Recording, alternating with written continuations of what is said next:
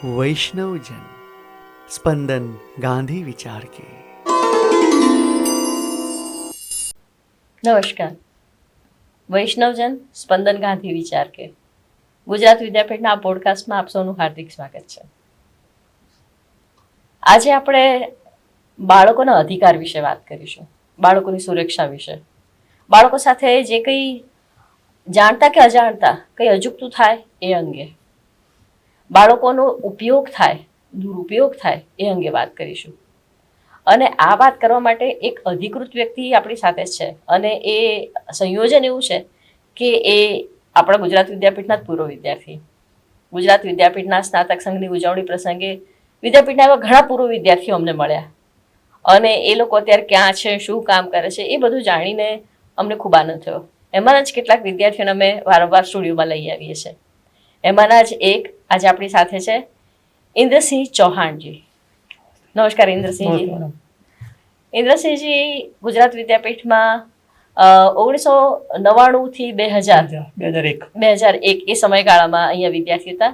MSW વિભાગમાં એ વિદ્યાર્થી હતા, અને MSWના એટલે કે સોશિયલ વર્કના શિક્ષણ પછી એ સાચા અર્થમાં સમાજ સેવાના કામમાં જોડાયા, અને એમાં વિશેષ કરીને બાળકોના અધિકાર પ્રત્યે એ વખતે પણ જાગૃત હતા, અને આજે એટલી જવાબદારી અને જાગૃતતાથી કામ કરી રહ્યા છે. બાળકો અંગે, બાળકોના અધિકાર અંગે, એમની વર્તમાન સ્થિતિ અંગે, ગુજરાતમાં અને દેશમાં શું સ્થિતિ છે એ અંગે આપણે એમને જ સીધું પૂછીએ. બાળકોના અધિકાર માટે તમને કામ કરવાની પ્રેરણા કેવી રીતે મળી, અથવા શરૂઆત કેવી રીતે થઈ? બાળકો માટે કામ કરવાની શરૂઆત હું વિદ્યાપીઠમાં જ્યારે હતો, અભ્યાસ કરતો હતો, ને દુઃખદ એક ઘટના બની તે આપણને બધાને ખબર છે કે જેના 25 વર્ષ પૂરા થયા 2001માં બહુ મોટો ધરતીકંપ આવ્યો હતો. અમારા વિભાગ તરફથી નક્કી કરવામાં આવ્યું કે આપણે ભાઈ ગામડાઓમાં જઈએ, અને ગામડાઓમાં સૌથી વધારે, અને કોઈ પણ જગ્યાએ કોઈ પણ સમસ્યાઓમાં, કોઈ સિટીમાં જ્યારે તમે જોશો તો કોઈ બી મુશ્કેલી હોય તો સૌથી એની અસર જે છે બાળકો માટે હોય છે. એટલે સૌથી મારી શરૂઆત જે થઈ એ 2001માં જે થઈ. અમે અર્થવેકમાં જે છે કામ કરવાની શરૂઆત કરી વિદ્યાપીઠના સાથે રહીને, અને પછી તરત મારું પોસ્ટ ગ્રેજ્યુએશન પૂરું થયા પછી હું ગણતર નામની સંસ્થામાં જોડાયો. ગણતર સંસ્થા જે છે એ બાળકો માટે જ કામ કરે છે, અને એના પછી પણ હું એક માર્ગ નામની સંસ્થામાં જોડાયો, એ પણ બાળકો માટે કામ કરતી હતી. 5 વર્ષ 7 વર્ષ આ રીતે કામ કર્યું પછી મને એક સરકારમાં બાળકોની સુરક્ષા માટે રાજ્ય કક્ષાએ કામ કરવાની તક મળી. તો લગભગ 12 થી 13 વર્ષ મેં સામાજિક ન્યાય અધિકારીતા વિભાગમાં કામ કર્યું, અને બાળકોના મૂળભૂત અધિકારો જે છે એનાથી વંચિત ના રહે એ માટે કામ કરવાની તક મળી. એના પછી મેં વિચાર્યું કે હવે બાળકો માટે વધારે પોલિસી લેવલ મેકરમાં કામ કરવું હોય તો શું. તો અત્યારે હું જે છે એ પ્રયાસ નામની સંસ્થામાં કામ કરું છું. પ્રયાસ દેશના 18 રાજ્યોમાં કામ કરે છે, કાશ્મીરથી લઈ કન્યાકુમારી, અંડમાન નિકોબાર, દીવ, દમણ, દાદરાનગર અને બીજા અલગ અલગ રાજ્યોમાં. અને એમાં બી જે છે જસ્ટ રાઇટ જે છે એજન્સી, કૈલાસ સત્યાર્થી, જે આપણને ખબર છે બધાને કે કૈલાસ સત્યાર્થીના જે માર્ગદર્શન ભુવન વિભુ જે છે એ, અને અમારા પ્રયાસના જે છે ફાઉન્ડર આમોદકંડ સરના સાથે રહીને હું કામ કરું છું. કામ કરતાં ઘણા અનુભવો થાય છે, અને એમાં આનંદ પણ મળે છે. તો બાળકોના મૂળભૂત અધિકારો કયા? ઘણી વખત એવું હોય છે કે આપણે બાળકને લાડ લડાવીએ, પ્રેમ કરી લઈએ એટલે એમાં બધું આવી ગયું, પણ એના અધિકારો વિશે આપણે સામાન્ય લોકો પણ માહિતગાર નથી હોતા. તો એવા કયા મૂળભૂત અધિકારો છે જેનું સામાન્ય લોકોએ પણ ધ્યાન રાખવું જોઈએ? બાળકો, આપણું જે બંધારણ બન્યું છે એ બંધારણમાં આપણી જે જોગવાઈઓ છે એના કાયદાકીય ઘણા બધા કાયદાઓ પણ બનાવવામાં આવે છે, પણ મૂળભૂત રીતે જો બાળકોના જે છે 4 અધિકારોને એની અંદર ડિવાઈડ કરવામાં આવેલું છે. બાળકને જીવન જીવવાનો જે છે એક અધિકાર છે. બાળકની માના ગર્ભમાં હોય એને પણ ગર્ભમાંથી જીવનમાં આ ધરતી પર અવતરણ લેવાનો અધિકાર છે. એટલે આપણે બધાને ખબર છે કે PNDT એક્ટનું અમલીકરણ જે છે એ હેલ્થ વિભાગ બહુ સરસ રીતે કરી રહ્યું છે. ગર્ભધારણ જે થયા પછી ગર્ભનું પરીક્ષણ જે છે એ કોઈ પણ જગ્યાએ બાળક ખામી છે કે નથી એ જોવા માટે છે, છોકરો છે કે છોકરી એ જોવા માટે નથી. અને એને એવા કિસ્સાઓ બનતા હોય તો સરકાર બહુ સરસ રીતે એનું અમલીકરણ કરે છે, એના પર બેન લગાવે છે. સાથે સાથે બાળકોને શિક્ષણનો જે છે એટલે ડેવલપ કરવાનું, right to development, right to participation, દરેક વસ્તુમાં બાળકનો પોતાનો મત રજૂ કરવાની પણ. એટલે જ્યારે આપણે કુટુંબમાં જોઈએ કે ઘરમાં જોઈએ, ઇવન નાનામાં નાનું ઉદાહરણ જો લઈએ કે ભાઈ બાળકોને પોતાના કપડાં લેવા છે તો કયા કલરનું કપડાં લેવા, એટલે રાઇટ ટુ પાર્ટિસિપેશન જે છે એ અસર કરતું હોય છે. એટલે મૂળભૂત રીતે બાળકોના 4 અધિકારો જે છે એનું આયોજન જે છે એનું વ્યવસ્થાપન જે કરવાની વાત છે કે એનું અમલીકરણ કરવાની વાત છે એ બાળકોની નથી, એ મોટેરાઓની જવાબદારી મોટેરાઓની છે. બાળકોને પોતાના અધિકારો મળી રહે એવું વાતાવરણ સમાજમાં ઊભું થાય એ જવાબદારી મોટેરાઓની છે. તમે જે કીધું કે એનું મંતવ્ય પણ વ્યક્ત કરવા દેવું, તો ઘણી ખોરીને આપણો સમાજ તો એવું કહે છે કે મગજ ના ચલાવો, કહીએ એટલું કરો, વચ્ચે બોલવાનું નહીં. એ બધી ઘણી ટોળ ટિપ્પણ આપણા ઘરથી જ શરૂઆત થતી હોય છે. તો એ કહો કે ગુજરાતમાં આ અંગેની સ્થિતિ કેવી છે? ગુજરાતમાં બાળકોની સલામતી, બાળકોની મુક્તિ, બાળકોના અધિકાર કેટલા સચવાય છે?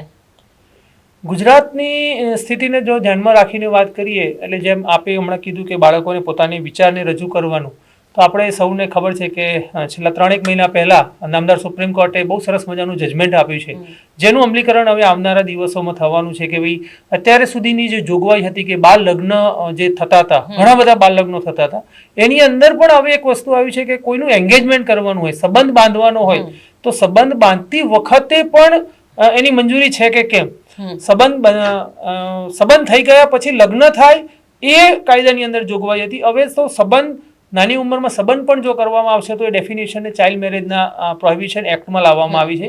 એટલે જીવનનો આખી જિંદગી જેની જોડે જીવવાની છે, જેની જોડે રહેવાનું છે, એ જ વ્યક્તિ જો પસંદ ના હોય અને જો દીકરી 18 વર્ષથી નાની કે દીકરો 21 વર્ષથી નાનો હોય તો એની આખી જિંદગી કઈ રીતે એની સાથે ચલાવી શકશે? અને આપણને બધાને ખબર છે કે સિસ્ટમ જે છે એ જુવેનાઇલ જસ્ટિસ એક્ટ અમલીકરણ ગુજરાતમાં બહુ સરસ રીતે થઈ રહ્યું છે. અલગ અલગ કાયદાઓ માટે અલગ અલગ માળખાઓ કામ કરતા હોય છે. જેમ કે જુવેનાઇલ જસ્ટિસ એક્ટ માટે દરેક જિલ્લાઓમાં ચાઇલ્ડ વેલફેર કમિટીની રચના થયેલી છે.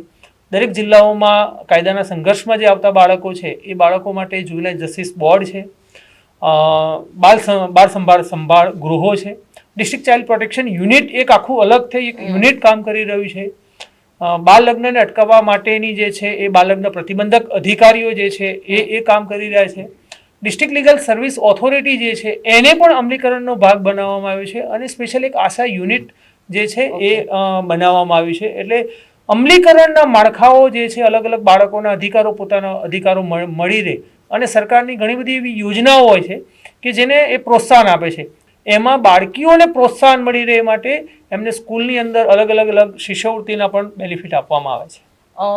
તમે આ આટલી વિસ્તારથી વાત કરી, પણ કેન્દ્ર સરકાર અને રાજ્ય સરકારની જે સંયુક્ત કામગીરી હોય અથવા તો એક લોકો જોડે, તો ગુજરાતમાં કોઈ વિશેષ જોગવાઈઓ છે કે એ કેન્દ્ર સરકાર જે સૂચવે એ પ્રમાણે જ કામ કરે છે? કેન્દ્ર સરકારની અમુક સ્થાયી સૂચનાઓ હોય છે, પણ રાજ્ય સરકાર પોતાના જે છે એ પોતાના નિર્ણયો પોતે પણ કરે છે. આપને હું એ સિસ્ટમનો જ્યારે ભાગ હતો અને બન્યું હતું અને મેં કામ બી જે કર્યું હતું, તો આપણને ખબર છે કે આખા વિશ્વની અંદર, આખા દેશની અંદર કોરોના આવેલો હતો, પણ ગુજરાત સરકારે એક સ્પેશિયલ કોરોના માટેની એક યોજના બનાવી હતી કે કોરોનાની અંદર જે બાળકોના માતા પિતા મૃત્યુ પામેલા છે એવા બાળકોને સ્પેશિયલ અલગથી મુખ્યમંત્રી બાળ સહાય યોજના જે છે યોજના શરૂ કરવામાં આવી હતી. અને એનો મુખ્ય ઉદ્દેશ એ હતો કે આ બાળકોના માતા પિતા ઓફ થઈ ગયા છે તો એ બાળકોનું શિક્ષણ ના બગડવું જોઈએ.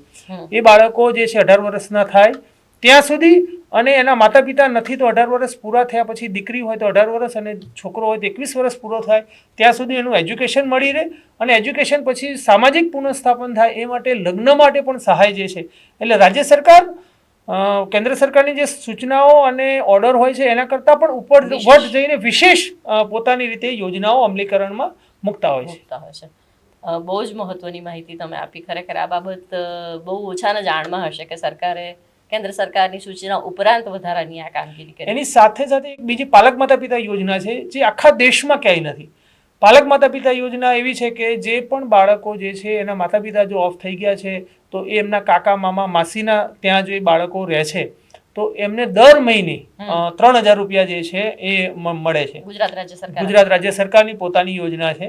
એટલે આપણે કહેવાય કે આપણા બાળકોને બીજાના ભરોસે ન મૂકતા, બીજી કોઈ જગ્યાએ ન મૂકતા, પોતાના લોહીના સંબંધવાળા જે વ્યક્તિઓ છે એમની જોડે જો બાળક રહે, એનું કારણ પણ છે કે બાળક જો પોતાના ત્યાં રહેશે તો એની સંસ્કૃતિ જળવાઈ રહેશે, એનું કલ્ચર જોડવાઈ રહેશે, એની ભાષા એની સાથે જોડવાઈ રહેશે, અને બાળકો બિચારા બાપડા નહીં બને, પોતાના પ્રેમ અને સ્નેહ સાથે એ કરશે અને એ બાળકો એના ફ્યુચર માટે એ પૈસા એનું કામ કરશે. બહુ સરસ ઇન્દ્રજીજી. હવે એ કહો કે ભારત સરકાર, ગુજરાત રાજ્ય સરકાર અને સ્વૈચ્છિક સંસ્થાઓ આ ત્રણે સાથે મળીને કોઈ કામ ઉપાડે તો કોઈ પણ કામ સરસ રીતે દીપી ઉઠે.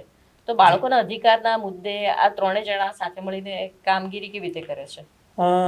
અલગ અલગ યોજનાઓ પૈકી અલગ અલગ કામો જે છે એ રાજ્ય સરકાર, કેન્દ્ર સરકાર અને સ્વૈચ્છિક સંસ્થાઓના સંકલનથી થઈ રહી છે.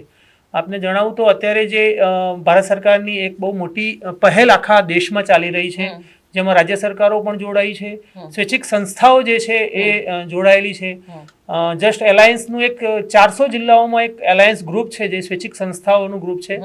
તો 27મી નવેમ્બર જે છે એ 2025ની અંદર માન્ય વડાપ્રધાન નરેન્દ્ર મોદી સાહેબે જ્યારે એનું ઇનોગ્રેશન કર્યું હતું, આખા દેશમાંથી આપણે વિચારી રહ્યા છે કે 2030ની અંદર ભારતને બાળ લગ્ન મુક્ત ભારત બનાવવાની વાત છે.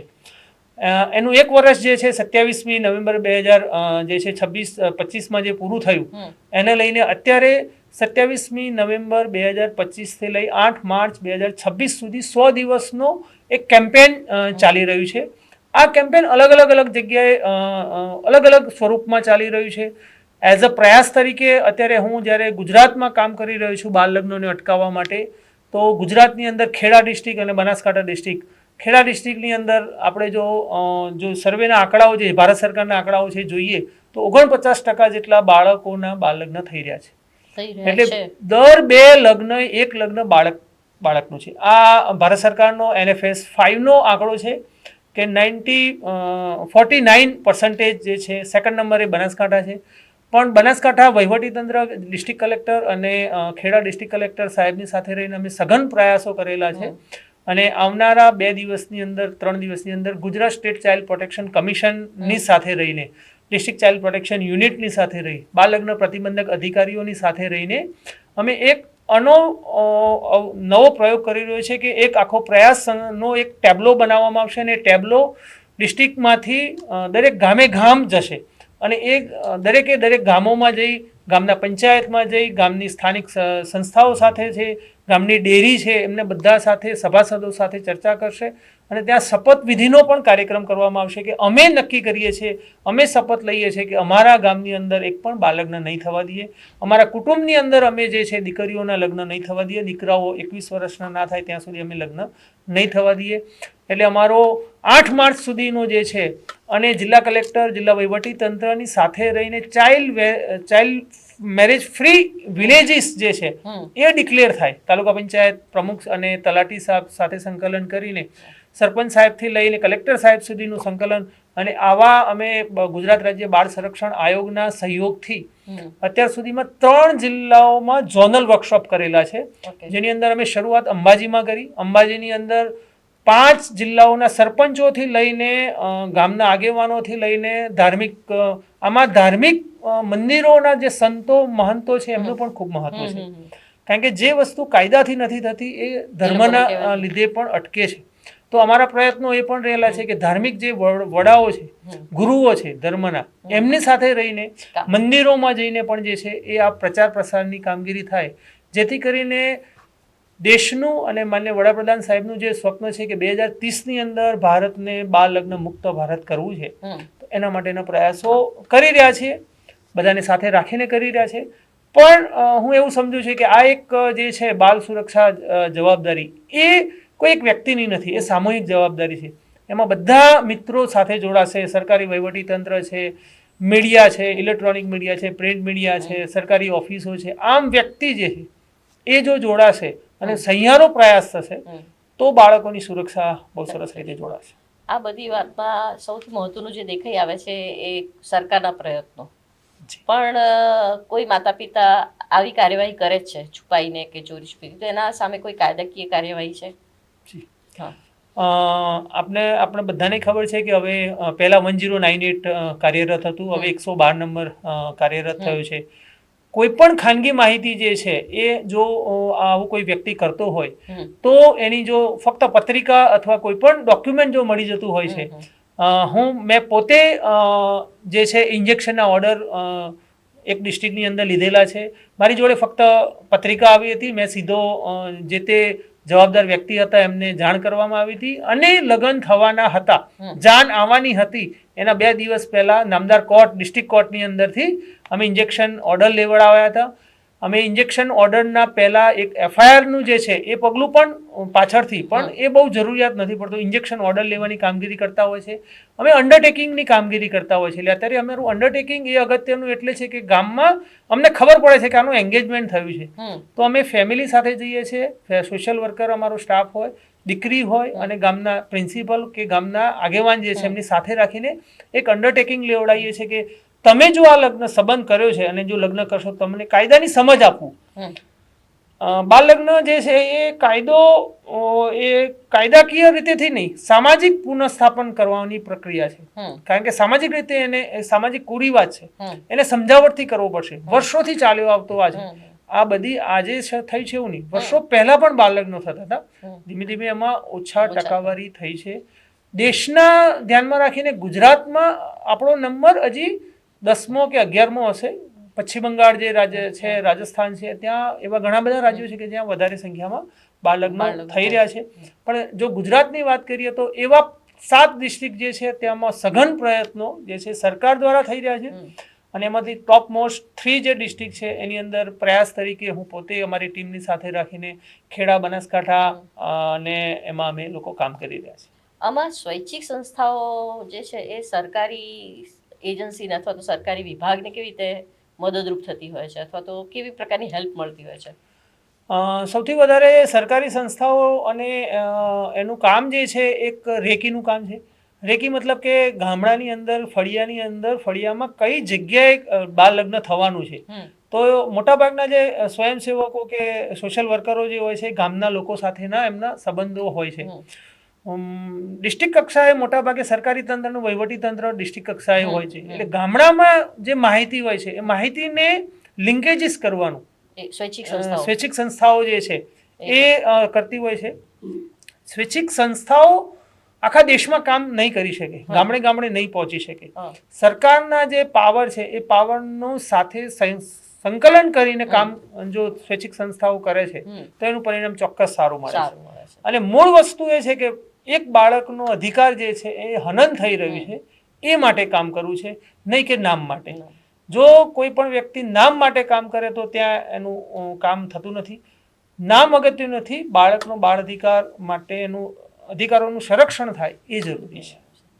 બાળ લગ્ન એક એવી સમસ્યા છે કે જે માતા પિતાને એવું લાગતું હોય કે લગ્ન કરાવી દીધા એટલે અમે સિક્યોર જવાબદારીમાંથી છૂટા થઈ ગયા. પણ બાળ લગ્નથી એક દીકરો અને એક દીકરીને કયા કયા પ્રકારના સામાજિક માનસિક નુકસાન થતા હોય છે?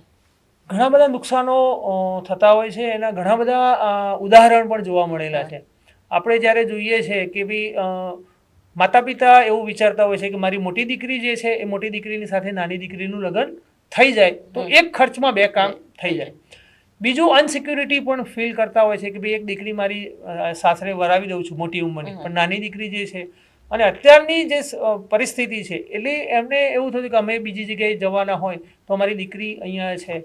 તો બીજા બધા ઘણા બધા એવા કારણો છે. એ કારણોની અંદર મુખ્ય મુદ્દો એ છે કે જે બાળકી જે છે એ બાળકી માની લો કે નાની ઉંમરે એના લગ્ન થઈ ગયા અને એ પ્રેગ્નન્સી થઈ તો સૌથી પહેલું તો પોક્સો એક્ટમાં એની જોગવાઈ છે કે 18 વર્ષથી નાની સાથે કોઈ પણ બાળક સાથે સેક્સ્યુઅલી એબ્યુઝ થઈ રહ્યું છે તો એ પોક્સોમાં એનું એ થશે. અને એની જો ફરિયાદ થાય છે તો લગ્ન થઈ ગયા હોવા છતાં પણ એના લગ્ન જેને કરેલા છે એ આરોપી બની જતો હોય છે. અત્યારે સૌથી વધારે જે લવ અફેર્સના મામલા થઈ રહ્યા છે, પ્રેમ લગ્નમાં લોકો જે માની લો કે મિસિંગની ફરિયાદો થઈ રહી છે, કિડનેપિંગની ફરિયાદો થઈ રહી છે, તો એમાં સૌથી વધારે જે આંકડો છે એ 17-18 વર્ષની દીકરીઓ છે. તો એનો ભોગ સૌથી પહેલો તો એક પુરુષ જે વ્યક્તિ છે એ બને છે, કારણ કે એ પોક્સો અંડર પોક્સોમાં આવી જતો અને એના વાંક વગર એને ખબર નથી હોય છતાં. અને રિલેશનશીપ હોય છે પણ માની લો કે લગ્ન પણ નથી થઈ ગયા છતાં પણ જો એક કલાક માટે પણ એ મિસિંગ થતા હોય અને જો ફરિયાદ થતી હોય અને બાળકીની ઉંમર 1 દિવસ બી જો બાકી હોય 18 વર્ષ પૂરા થવામાં તો એ સીધા પોક્સોની અંદર એની અંદર જોગવાઈ મુજબ એની સામે કાનૂની કાર્યવાહી થતી હોય છે. એના શારીરિક, એના શરીર, એના માનસિક, મન ઉપર, કારણ કે નાની ઉંમરમાં બાળકીને જન્મ આપવો, બાળકને જન્મ આપવા માટે એનું એક બાળક પણ કુપોષિત થશે, એ પોતે પણ કુપોષિત થશે. આજે ઘણા બધા વિષયો આજે આપણે બાળ લગ્નની કરી રહ્યા છે, પણ સૌથી વધારે જે બાળ લગ્ન કરતાં પણ અત્યારે જો ગંભીરમાં ગંભીર સમસ્યા હોય તો એ 18 વર્ષની નાની દીકરીઓ સાથે જે જાતીય શોષણ થઈ રહ્યું છે એ છે. એના ઉપર જે છે એ ચોક્કસ સમાજે, સરકારે, અને સરકાર એવો ઈચ્છી પણ રહી છે અને સરકાર સારા એવા જજમેન્ટ પણ આવી રહી છે. હમણાં જુનાગઢની અંદર જે છે એ જજમેન્ટ આવ્યું છે, એની ફાંસીની સજા જે છે એ કરવામાં આવી છે. ખૂબ ટ્રાયલ ફાસ્ટ ચાલી રહ્યા છે, એટલે કામગીરી ખૂબ ફાસ્ટ થઈ છે. પોક્સો કોર્ટની નિયુક્તિ પણ થવા માંડી છે. પણ 18 વર્ષથી નાની દીકરીઓને, એમાં પણ 12 વર્ષથી નાની દીકરીઓ સાથે સેક્સ્યુઅલ એબ્યુઝ જે થઈ રહ્યા છે એ ખૂબ મોટા પ્રમાણમાં થઈ રહ્યા છે. એટલે દરેક માતા પિતા, કુટુંબ, પરિવારે બાળકીની જે સેફટી છે એના માટે વિચારવાની ખૂબ જરૂરિયાત છે. કારણ કે કોના મગજમાં શું છે ને એ આપણને ખબર નથી. અને એક સર્વે પણ એવું કહે છે કે લગભગ 75% લોકો એબ્યુઝ કરનાર જે છે એના પરિચય બહુ છે. બિલકુલ સાચી વાત. ઇન્દ્રસિંહજી, આપે ખૂબ વિસ્તારથી બાળ સુરક્ષા વિશે વાત કરી અને એમાં મુખ્ય મુદ્દો છે બાળ લગ્નનો છે. દીકરીઓની સલામતી વિશે અને બીજા બાળકોને સંલગ્ન અનેક મુદ્દા વિશે આપણે આવનારા બીજા એપિસોડમાં વાત કરીશું. ચોક્કસ. અત્યારે અટકીએ. Thank you. આભાર. ઇન્દ્રસિંહજી પાસેથી આપણને બાળકોની સુરક્ષા અંગે ખૂબ મહત્વની માહિતી મળી ને એમાં પણ બાળ લગ્ન એ કુટુંબ પોતાની પ્રતિષ્ઠા માટે કરી દેતું હશે, પણ એના કારણે 2 બાળકો અને એમની શરત ચૂકતી આવનારા બીજા નબળા બાળકો અને સર્જાતી પ્રશ્નોની પરંપરા, આ બધું જે છે એ ખૂબ અઘરું છે, સમજી શકાય નહીં એવું છે, પણ તેમ છતાં એ થાય છે દેશમાં, રાજ્યમાં, જિલ્લામાં અને ગામડામાં, ખૂણે ખૂણે.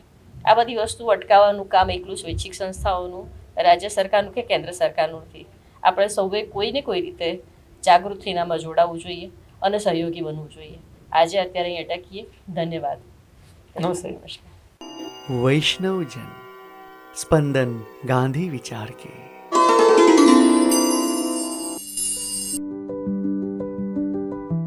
ગુજરાત વિદ્યાપીઠનું વૈષ્ણવજન સ્પંદન ગાંધી વિચારના પોડકાસ્ટ વિવિધ ક્ષેત્રના તજજ્ઞો સાથે સાર્થક સંવાદ કરે છે.